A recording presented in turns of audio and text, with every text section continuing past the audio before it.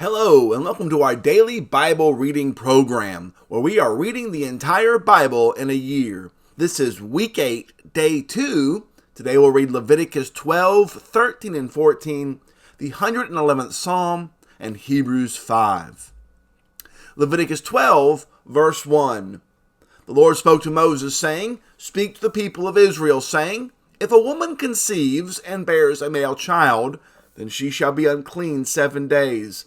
As at the time of her menstruation she shall be unclean, and on the 8th day the flesh of his foreskin shall be circumcised.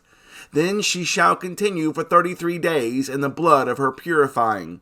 She shall not touch anything holy, nor come into the sanctuary until the days of her purifying are completed. But if she bears a female child, then she shall be unclean 2 weeks, as in her menstruation, and she shall continue in the blood of her purifying for 66 days. And when the days of her purifying are completed, whether for a son or for a daughter, she shall bring to the priest at the entrance of the tent of meeting a lamb a year old for a burnt offering, and a pigeon or a turtle dove for a sin offering. And he shall offer it before the Lord and make atonement for her. Then she shall be clean from the flow of her blood. This is the law for her who bears a child, either male or female. And if she cannot afford a lamb, then she shall take 2 turtle doves or 2 pigeons, one for a burnt offering and the other for a sin offering, and the priest shall make atonement for her, and she shall be clean." Leviticus 13, verse 1. The Lord spoke to Moses and Aaron, saying, "When a person has on the skin of his body a swelling or an eruption or a spot, and it turns into a case of leprous disease on the skin of his body, then he shall be brought to Aaron the priest, or to one of his sons the priests. And the priest shall examine the diseased area on the skin of his body. And if the hair in the diseased area has turned white, and the disease appears to be deeper than the skin of his body, it is a case of leprous disease. When the priest has examined him, he shall pronounce him unclean. But if the spot is white in the skin of his body, and appears no deeper than the skin, and the hair in it has not turned white, the priest shall shut up the diseased person for 7 days. And the priest shall examine him on the 7th day. And if his eyes, the disease is checked, and the disease has not spread in the skin, and the priest shall shut him up for another 7 days. And the priest shall examine him again on the 7th day. And if the diseased area has faded, and the disease has not spread in the skin, and the priest shall pronounce him clean, it is only an eruption. And he shall wash his clothes and be clean. But if the eruption spreads in the skin, after he has shown himself to the priest for his cleansing, he shall appear again before the priest.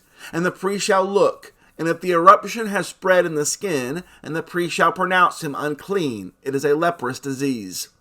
When a man is afflicted with a leprous disease, he shall be brought to the priest, and the priest shall look, and if there is a white swelling in the skin that has turned the hair white, and there is raw flesh in the swelling, it is a chronic leprous disease in the skin of his body, and the priest shall pronounce him unclean. He shall not shut him up, for he is unclean.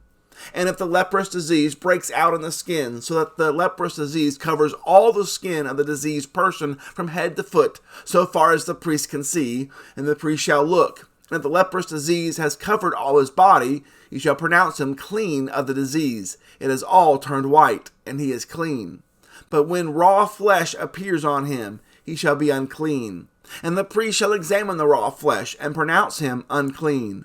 Raw flesh is unclean, for it is a leprous disease. But if the raw flesh recovers and turns white again, then he shall come to the priest, and the priest shall examine him. And if the disease has turned white, and the priest shall pronounce the diseased person clean, he is clean. If there is in the skin of one's body a boil and it heals, and in the place of the boil there comes a white swelling or a reddish white spot, then it shall be shown to the priest. And the priest shall look, and if it appears deeper than the skin, and its hair has turned white, and the priest shall pronounce him unclean. It is a case of leprous disease that has broken out in the boil. But if the priest examines it, and there is no white hair in it, and it is not deeper than the skin, but has faded, then the priest shall shut him up 7 days. And if it spreads in the skin, and the priest shall pronounce him unclean, it is a disease. But if the spot remains in one place and does not spread, it is the scar of the boil, and the priest shall pronounce him clean. Or when the body has a burn on its skin, and the raw flesh of the burn becomes a spot, reddish white or white, the priest shall examine it, and if the hair in the spot has turned white, and it appears deeper than the skin, then it is a leprous disease. It has broken out in the burn, and the priest shall pronounce him unclean. It is a case of leprous disease. But if the priest examines it, and there is no white hair in the spot, and it is no deeper than the skin, but has faded, the priest shall shut him up 7 days. And the priest shall examine him the 7th day. If it is spreading in the skin, then the priest shall pronounce him unclean. It is a case of leprous disease. But if the spot remains in one place, and does not spread in the skin, but has faded, it is a swelling from the burn, and the priest shall pronounce him clean, for it is the scar of the burn. When a man or woman has a disease on the head or the beard, the priest shall examine the disease. And if it appears deeper than the skin, and the hair in it is yellow and thin, and the priest shall pronounce him unclean. It is an itch, a leprous disease of the head or the beard. And if the priest examines the itching disease, and it appears no deeper than the skin, and there is no black hair in it, and the priest shall shut up the person with the itching disease for 7 days. And on the 7th day the priest shall examine the disease. If the itch has not spread, and there is in it no yellow hair, and the itch appears to be no deeper than the skin, then he shall shave himself. But the itch he shall not shave. And the priest shall shut up the person with the itching disease for another 7 days. And on the 7th day the priest shall examine the itch. And if the itch has not spread in the skin, and it appears to be no deeper than the skin, then the priest shall pronounce him clean. And he shall wash his clothes and be clean. But if the itch spreads in the skin after his cleansing, then the priest shall examine him. And if the itch has spread in the skin, the priest need not seek for the yellow hair. He is unclean. But if in his eyes the itch is unchanged, and black hair has grown in it, the itch is healed, and he is clean. And the priest shall pronounce him clean. When a man or a woman has spots on the skin of the body, white spots, the priest shall look. And if the spots on the skin of the body are of a dull white, it is leukoderma that has broken out in the skin. He is clean. If a man's hair falls out from his head, he is bald, he is clean. And if a man's hair falls out from his forehead, he has baldness of the forehead, he is clean. But if there is on the bald head or the bald forehead a reddish-white diseased area, it is a leprous disease breaking out on his bald head or his bald forehead. Then the priest shall examine him, and if the disease swelling is reddish-white on his bald head or on his bald forehead, like the appearance of leprous disease in the skin of the body, he is a leprous man, he is unclean. The priest must pronounce him unclean, his disease is on his head. The leprous person who has the disease shall wear torn clothes, and let the hair of his head hang loose, and he shall cover his upper lip, and cry out, unclean, unclean. He shall remain unclean as long as he has the disease. He is unclean. He shall live alone. His dwelling shall be outside the camp. When there's a case of leprous disease in a garment, whether a woolen or linen garment, in warp or woof of linen or wool, or in a skin, or in anything made of skin, if the disease is greenish or reddish in the garment, or in the skin, or in the warp or the woof, or in any article made of skin, it is a case of leprous disease, and it shall be shown to the priest. And the priest shall examine the disease, and shut up that which has the disease for 7 days. Then he shall examine the disease on the 7th day. If the disease has spread in the garment, in the warp, or the woof, or in the skin, whatever be the use of the skin, the disease is a persistent leprous disease. It is unclean. And he shall burn the garment, or the warp, or the woof, or the wool, or the linen, or any article made of skin that is diseased, for it is a persistent leprous disease. It shall be burned in the fire. And if the priest examines, and if the disease has not spread in the garment, in the warp, or the woof, or in any article made of skin, then the priest shall command that they wash the thing in which is the disease, and he shall shut it up for another 7 days. And the priest shall examine the diseased thing after it has been washed, and if the appearance of the diseased area has not changed, though the disease has not spread, it is unclean. You shall burn it in the fire, whether the rot is on the back or on the front.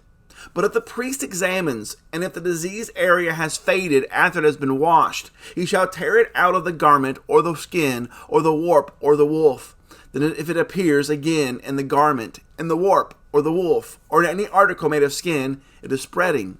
You shall burn with fire whatever has the disease. But the garment, or the warp, or the wolf, or any article made of skin from which the disease departs, when you have washed it, shall then be washed a second time and be clean. This is a law for a case of leprous disease and a garment of wool or linen, either in the warp or the wolf or in any article made of skin, to determine whether it is clean or unclean. Leviticus 14, verse 1. Lord spoke to Moses, saying, This shall be the law of the leprous person for the day of his cleansing. He shall be brought to the priest, and the priest shall go out of the camp, and the priest shall look. Then, if the case of leprous disease is healed in the leprous person, the priest shall command them to take for him who is to be cleansed 2 live clean birds, and cedar wood, and scarlet yarn, and hyssop.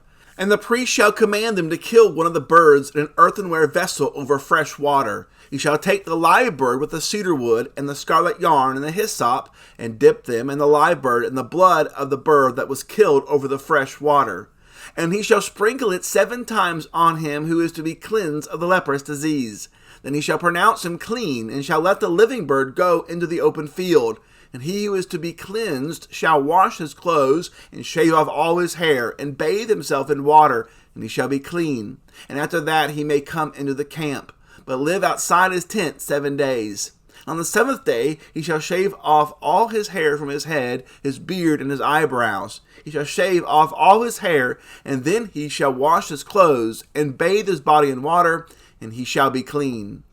And on the 8th day he shall take 2 male lambs without blemish, and a ewe lamb a year old without blemish, and a grain offering of 3/10 of an ephah of fine flour mixed with oil, and 1 log of oil. And the priest who cleanses him shall set the man who is to be cleansed and these things before the Lord at the entrance of the tent of meeting. And the priest shall take one of the male lambs and offer it for a guilt offering, along with a log of oil, and wave them for a wave offering before the Lord.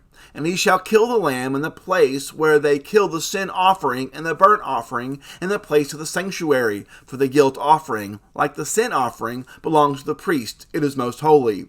The priest shall take some of the blood of the guilt offering, and the priest shall put it on the lobe of the right ear of him who is to be cleansed, and on the thumb of his right hand, and on the big toe of his right foot. Then the priest shall take some of the log of oil and pour it into the palm of his own left hand, and dip his right finger in the oil that is in his left hand, and sprinkle some oil with his finger 7 times before the Lord. And some of the oil that remains in his hand the priest shall put on the lobe of the right ear of him who is to be cleansed, and on the thumb of his right hand, and on the big toe of his right foot, on top of the blood of the guilt offering. And the rest of the oil that is in the priest's hand he shall put on the head of him who is to be cleansed. Then the priest shall make atonement for him before the Lord. The priest shall offer the sin offering to make atonement for him who is to be cleansed from his uncleanness. And afterward he shall kill the burnt offering. And the priest shall offer the burnt offering and the grain offering on the altar. Thus the priest shall make atonement for him, and he shall be clean. But if he is poor and cannot afford so much, then he shall take 1 male lamb for a guilt offering to be waved, to make atonement for him, and 1/10 of an ephah of fine flour mixed with oil for a grain offering, and a log of oil. Also 2 turtle doves or 2 pigeons, whichever he can afford. The one shall be a sin offering, and the other a burnt offering. And on the 8th day he shall bring them for his cleansing to the priest, to the entrance of the tent of meeting before the Lord. And the priest shall take the lamb of the guilt offering, and the log of oil, and the priest shall wave them for a wave offering before the Lord.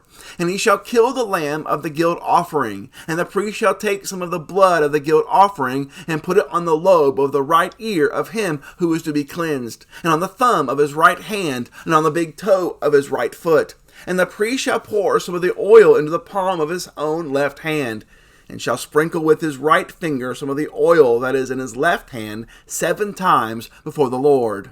And the priest shall put some of the oil that is in his hand on the lobe of the right ear of him who is to be cleansed, and on the thumb of his right hand, and on the big toe of his right foot, in the place where the blood of the guilt offering was put. And the rest of the oil that is in the priest's hand he shall put on the head of him who is to be cleansed, to make atonement for him before the Lord. And he shall offer of the turtle doves or pigeons, whichever he can afford, one for a sin offering and the other for a burnt offering, along with a grain offering. And the priest shall make atonement before the Lord for him who is being cleansed. This is the law for him in whom is a case of leprous disease, who cannot afford the offerings for his cleansing. The Lord spoke to Moses and Aaron, saying, When you come into the land of Canaan, which I give you for a possession, and I put a case of leprous disease in a house in the land of your possession, then he who owns the house shall come and tell the priest, There seems to me to be some case of disease in my house. And the priest shall command that they empty the house before the priest goes to examine the disease, lest all that is in the house be declared unclean. And afterward the priest shall go in to see the house, and he shall examine the disease. And if the disease is in the walls of the house with greenish or reddish spots, and if it appears to be deeper than the surface, and the priest shall go out of the house to the door of the house, and shut up the house 7 days. And the priest shall come again on the 7th day, and look if the disease has spread in the walls of the house. And the priest shall command that they take out the stones in which is the disease, and throw them into an unclean place outside the city. And he shall have the inside of the house scraped all around, and the plaster that they scrape off they shall pour out in an unclean place outside the city. And they shall take other stones, and put them in the place of those stones. And he shall take other plaster, and plaster the house. If the disease breaks out again in the house, after he has taken out the stones, and scraped the house, and plastered it, then the priest shall go and look. If the disease has spread in the house, it is a persistent leprous disease in the house, it is unclean. And he shall break down the house, its stones, and timber, and all the plaster of the house, and he shall carry them out of the city to an unclean place. Moreover, whoever enters the house while it is shut up shall be unclean until the evening. And whoever sleeps in the house shall wash his clothes, and whoever eats in the house shall wash his clothes. But if the priest comes and looks, and the disease has not spread in the house after the house was plastered, and the priest shall pronounce the house clean, for the disease is healed. And for the cleansing of the house he shall take 2 small birds with cedar wood and scarlet yarn and hyssop, and shall kill one of the birds in an earthenware vessel over fresh water, and shall take the cedar wood and the hyssop and the scarlet yarn along with the live bird, and dip them in the blood of the bird that was killed and in the fresh water, and sprinkle the house 7 times.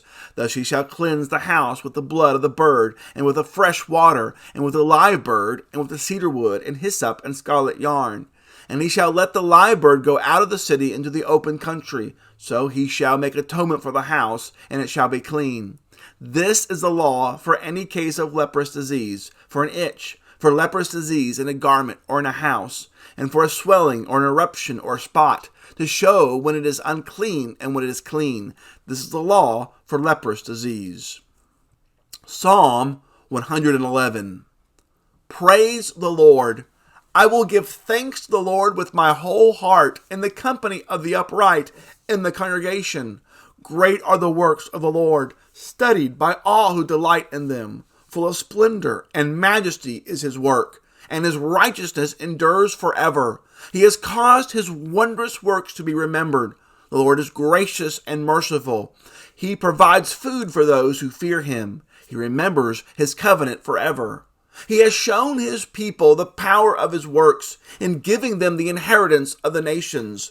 The works of his hands are faithful and just. All his precepts are trustworthy. They are established forever and ever, to be performed with faithfulness and uprightness. He sent redemption to his people. He has commanded his covenant forever. Holy and awesome is his name. The fear of the Lord is the beginning of wisdom. All those who practice it have a good understanding. His praise endures forever. Hebrews 5, verse 1. For every high priest chosen from among men is appointed to act on behalf of men in relation to God, to offer gifts and sacrifices for sins. He can deal gently with the ignorant and wayward, since he himself is beset with weakness. Because of this, he is obligated to offer sacrifice for his own sins, just as he does for those of the people. And no one takes this honor for himself, but only when called by God, just as Aaron was.